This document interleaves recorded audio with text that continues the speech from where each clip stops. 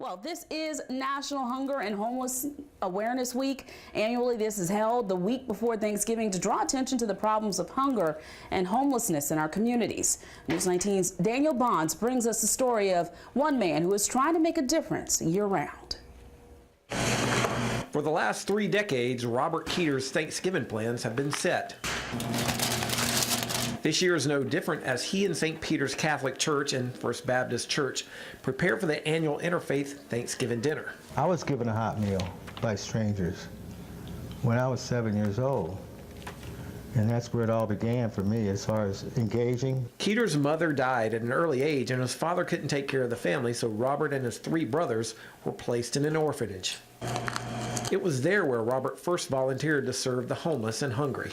I knew that that was something that I was probably going to be tested to do the rest of my life. St. Peter's serves meals to the hungry the 4th Saturday of every month, but it's this time of the year that Keeter really looks forward to. I almost feel like I'm a little child underneath the Christmas tree.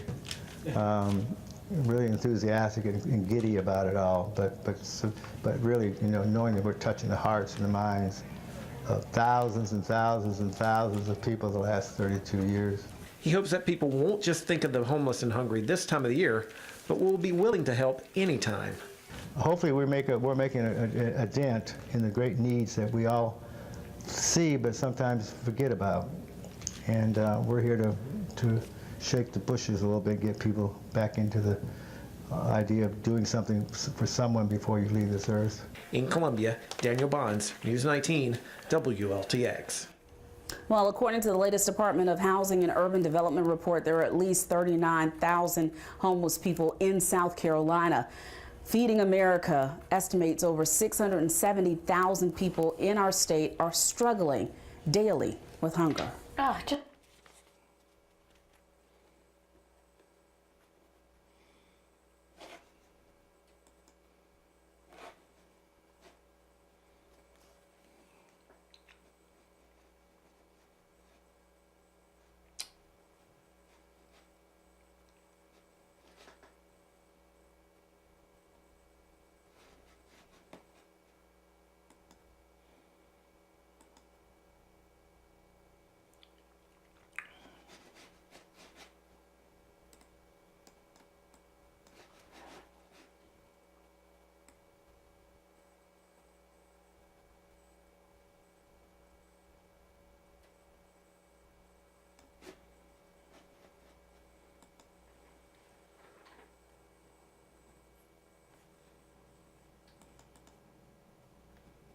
Here in the Northland, we have a unique relationship with Native tribes, namely the Navajo Nation, which is the largest reservation in the country.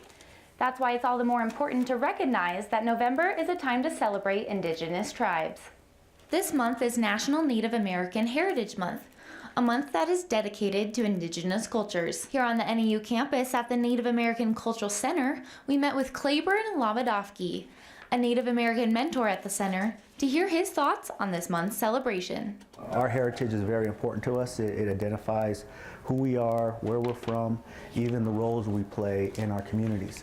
At the Native American Cultural Center, there are 111 tribes represented, and there are over 1,200 Native American students on NAU's campus from those communities. Among them, fashion artist Jared Yazzie, a man who grew up in Holbrook near the reservation, is now a prominent Native American artist in the fashion industry because of his creative approach featuring issues directly correlating with Native culture. I feel like representation is a strong word we use within our work.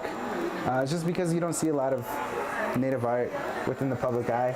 So we're trying to spin it, do real positive representations. Some might think his work is off the wall and unique, lively, colorful.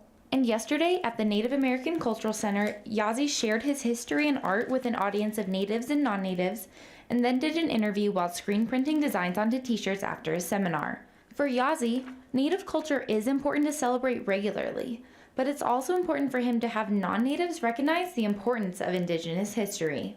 We celebrate every day, but especially having a month where bigger institutions recognize it and can give us opportunities to come out.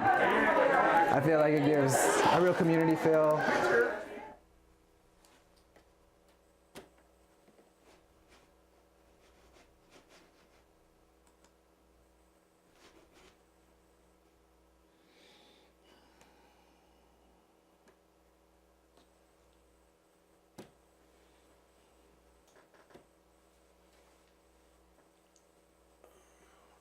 Hello. Okay, hello.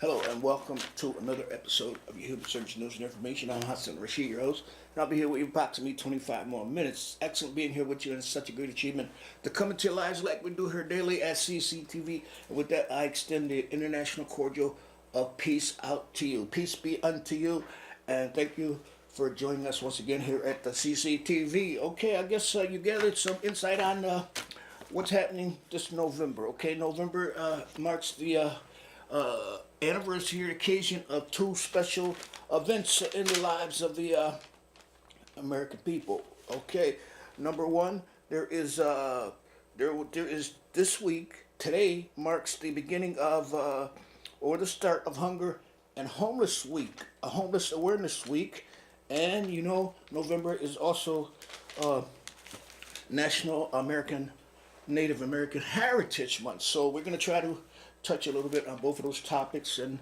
share some events happening around the town. I guess not town, but Eastern Massachusetts concerning Native American Heritage Month and national. No, that's Hunger and Homeless Awareness Week, and how you can participate or join some folks around that's celebrating or marking the awareness of Hunger and Homeless Week. Here in Cambridge, I don't know if there's any activities specifically in Cambridge, but I know that you can make some inquiries about it. Okay, once again, I'm Hassan Rashid, and this is your Human Service News and Information. Okay, I'd like to I want to change the topic for a minute. You know, there's an event coming to Cambridge called Cambridge Digs Deep.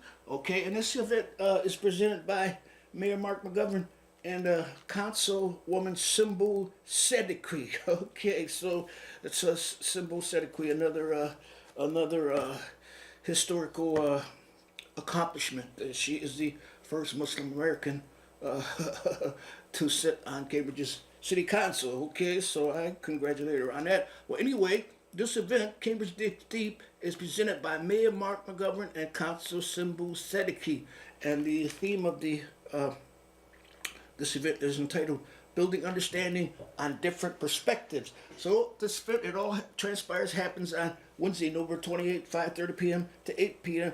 at the Fletcher Mainers Academy Gymnasium, 225 Windsor Street, Cambridge, Massachusetts. Okay, so this event is going to be facilitated by Dr. Darnisa Amanti, CEO of the Disruptive Equity Education Project, DEEP. Okay, all are welcome. Food and child care will be provided. So you're invited to join the citywide community forum as it shares feedback, build trust, and engage in dialogue across differences. Okay, so you can visit. I guess it's a website. It's bit.ly/2Q2QFX5 for more information. That's Disruptive Equity Education Project, DEEP. It's a professional development and strategy organization that is focused on the intentional development and complex work that is associated with changing mindsets around equity and dismantling systematic oppression and racism. Okay, so that's this event once again is presented by Mayor Mark McGovern and Councilman Symbol Sedekwi, and the theme of it is Building Understanding on Different Perspectives. Wednesday, November 27, 28, 5:30 p.m. And we all want to see you there. Okay, so let's get back to our main focus today, and that is Hunger and Homeless Awareness Week. Okay, so today, hundreds of colleges, churches, community groups, and service agencies across the country announced the start of Hunger and Homeless Awareness Week, an annual week of action where people come together to draw attention to poverty in their communities. Participating organizations will spend the week holding educational, community service, fundraising, advocacy events to address these critical issues. This is the time of year when we all reflect on our lives, finding gratitude and peace in where and who we are, said Megan Husting, director of the National Coalition for the Homeless.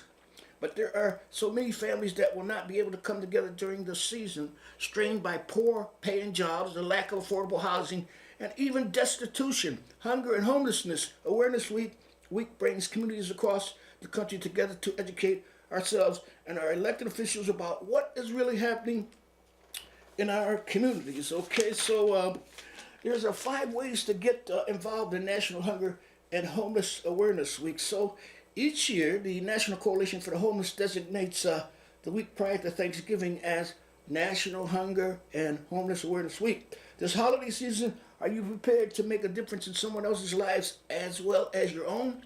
NationalHomeless.org has compiled several ways you can get involved and make a difference in your very own community. So these 5 ways are as follows. Number 1, organize a one night out without home event and fundraiser in which residents spend a night outside to learn about homelessness. 2, host an educational forum on hunger and homelessness. Invite individuals who have experienced homelessness and a service provider to share their experiences. 3, organize a food stamp challenge. Invite community members and your local government officials to eat on a food stamp budget for a week or a day. 4, organize a living in a car event in which volunteers take shifts living in cars for 24 hours in a public area to stimulate how some homeless live while raising awareness about the plight of the homeless. And number 5, organize a drive to collect non-perishable items such as food, hygiene products, clothing, blankets, books, toys, challenging the community organization to compete for which group can collect the most donations. So, once again, it's Hunger and Homeless Awareness Week, and you're invited to do all you can to celebrate this event. So once again, if you like additional information, you can go to the website of okay, get it right this time. The National Coalition for the Homeless. That's National Coalition for the Homeless.org. Okay, so in that way, that will help you share some information on how you can be of benefit to the homeless people, not only homeless people, but the whole community during our Hunger and Homeless Week here in the United States, of America. Okay, I got some things that are happening, and how you can, I guess, observe some of the celebrations during the Native American Heritage Month. So PBS Channel 6, I guess I don't know what it is here, but okay, on the 18th and 25th December at 4 p.m. there's a, I guess, event on that station. It's called Growing Native. It's a 4-part series that takes viewers on adventures throughout Indian country through conversation between different episodes, hosts, and local guides. Viewers get a glimpse of modern and traditional reservation life and learn how Native people pass on their, pass on their culture and history. Okay, so there's that's over. Okay, so we've I think we covered that last week, but November 25th, Sarah Double Forest guided walk at the Sarah Doublet Forest guided walk. November 25th, 1 to 3 p.m. Sarah Doublet Forest, once inhabited by Algonquins, was named in honor of Sarah Doublet Wanahu, the last native Nipmuc resident living at the Nashoba Praying Indian Village and Newtown Village. Shortly before her death, she relinquished her deed to the Algonquin property. So this event, you can go and take a nature walk in the Sarah Doublet Forest. That's November 25th, 1 to 3 p.m. And that's in Littleton, Mass. Littleton, Mass. Okay. There's a Princeton Rock, Redemption Rock, angered by increased wasteland settlement, Wampanoag, Sachem, Mattacomac, called King Philip by the British, led the Nipmuc, Wampanoag, and the Narragansett in defense of their land. In February 1676, attacked on Lancaster. Mary Rowlandson, her 3 children, and 20 others were captured and taken to the woods for several months. With the assistance of John Hoare of Concord, Mass., the release of Mary Rowlandson from captivity was negotiated atop Redemption Rock in April 1676. Mary Rowlandson later wrote a narrative account of her captivity, detailing her experience in the captivity and restoration of Miss Mary Rowlandson. So this is just another example of the history, the rich history of Native Americans. So during Native American Heritage Month, I advise you to go out and contact some of your Native American people, inquire about sharing in some of the different activities and celebrations of Native American Heritage Month here at Eastern Massachusetts, New England. It's happening all over New England. Okay, I'd like to return to that announcement I made earlier, and that was the fact that not the fact, but that was a presentation being assembled and assembled by Mayor Mark McGovern and Councilor Symbol Sadiki. And the event is entitled, once again, Building Understanding on Different Perspectives, Wednesday, November 28th, 5:30 p.m., 8 p.m., Fletcher Maynard Academy Gymnasium, 225 Windsor Street, Cambridge, Mass. Facilitated by Dr. Darlisa Amanti, CEO of the Disruptive Equity Education Project, acronym DEEP. Okay, so join the city-wide community forum as it shares feedback, build trust, engage in dialogue across difference. Okay, okay, so for more information, visit bit.ly/2Q2QFX5.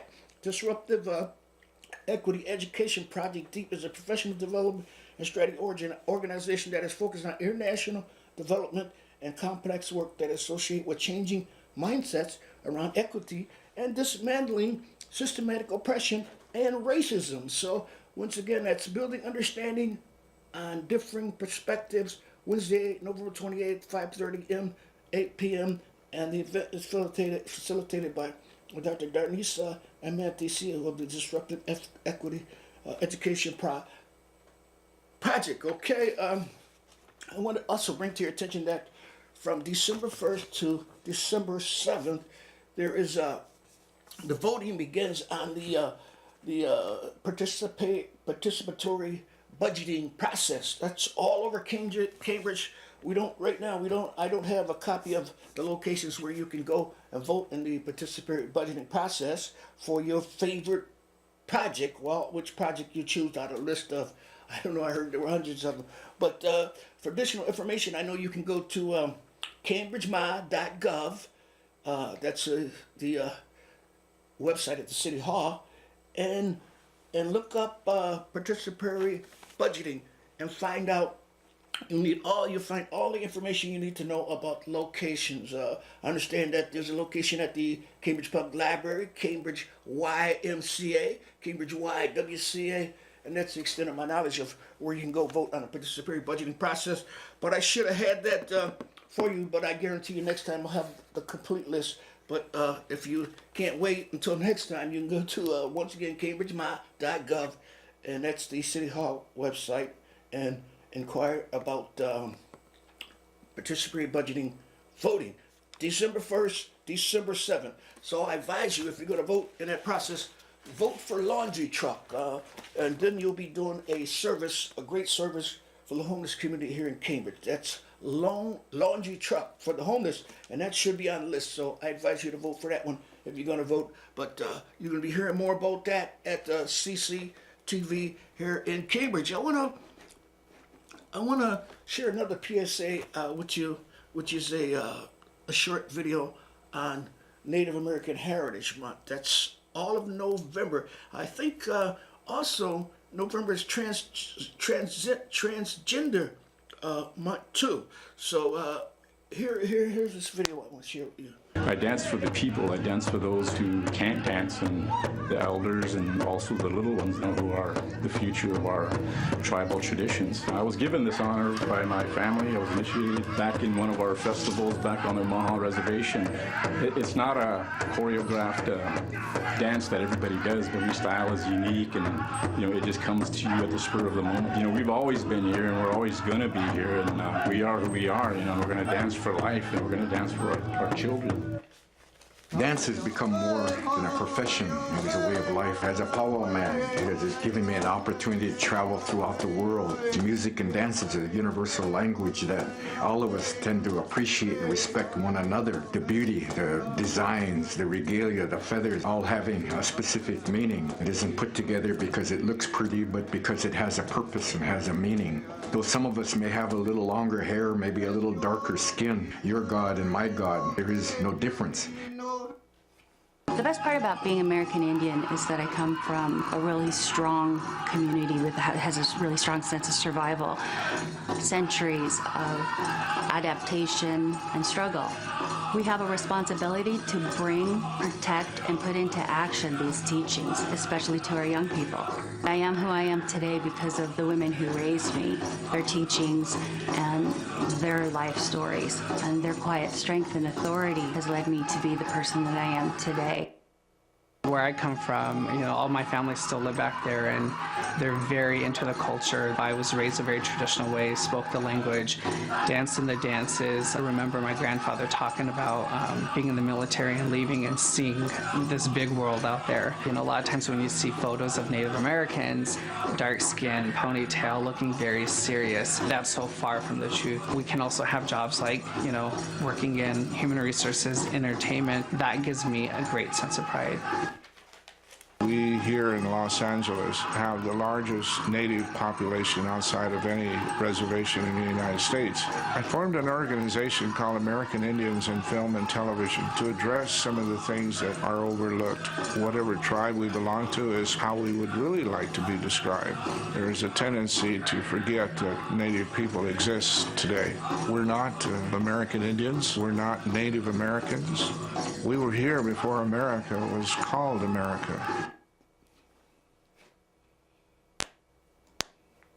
I dance for the people. I dance for those who can't dance, and the Okay, once again, December 1st to 7th is the day that you all can go out and vote for your favorite participatory budgeting projects. So don't forget that. Keep that fresh in your mind. Next week, we'll have the whole list of locations which would make it convenient for you to go out and find which place you need to cast your vote for a participatory voting project. I say cast your vote for laundry truck for the homeless, and then you'll be doing a great service for the community, and not only yourself, but the homeless and the total community at large. Okay, I'm Hassan Rashid. I always leave you with the fact that that you should keep your nose clean, play it straight, and don't forget to assist someone in need of your help. Okay, so you can help. Like I said, you can help or assist someone by voting for homeless truck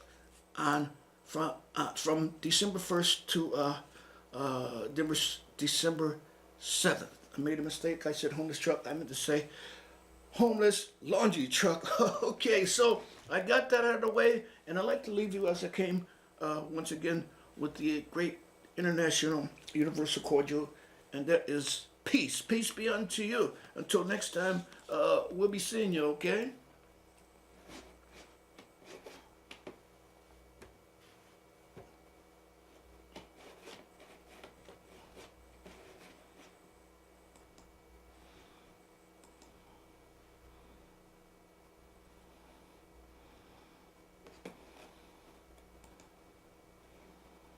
Well, this is National Hunger and Homeless Awareness Week. Annually, this is held the week before Thanksgiving to draw attention to the problems of hunger and homelessness in our communities. News 19's Daniel Bonds brings us the story of one man who is trying to make a difference year-round. For the last 3 decades, Robert Keeter's Thanksgiving plans have been set. This year is no different as he and St. Peter's Catholic Church and First Baptist Church prepare for the annual Interfaith Thanksgiving dinner. I was given a hot meal by strangers. when I was 7 years old. And that's where it all began for me as far as engaging. Keeter's mother died at an early age, and his father couldn't take care of the family, so Robert and his 3 brothers were placed in an orphanage. It was there where Robert first volunteered to serve the homeless and hungry. I knew that that was something that I was probably going to be tested to do the rest of my life. St. Peter serves meals to the hungry the 4th Saturday of every month, but it's this time of the year that Keeter really looks forward to. I almost feel like I'm a little child underneath the Christmas tree. Really enthusiastic and giddy about it all, but really, you know, knowing that we're touching the hearts and the minds of thousands and thousands and thousands of people the last 32 years. He hopes that people won't just think of the homeless and hungry this time of the year, but will be willing to help anytime. Hopefully we're making a dent in the great needs that we all see but sometimes forget about. And we're here to shake the bushes a little bit, get people back into the idea of doing something for someone before you leave this earth. In Columbia, Daniel Bonds, News 19, WLTX. Well, according to the latest Department of Housing and Urban Development report, there are at least 39,000 homeless people in South Carolina. Feeding America estimates over 670,000 people in our state are struggling daily with hunger. Oh, just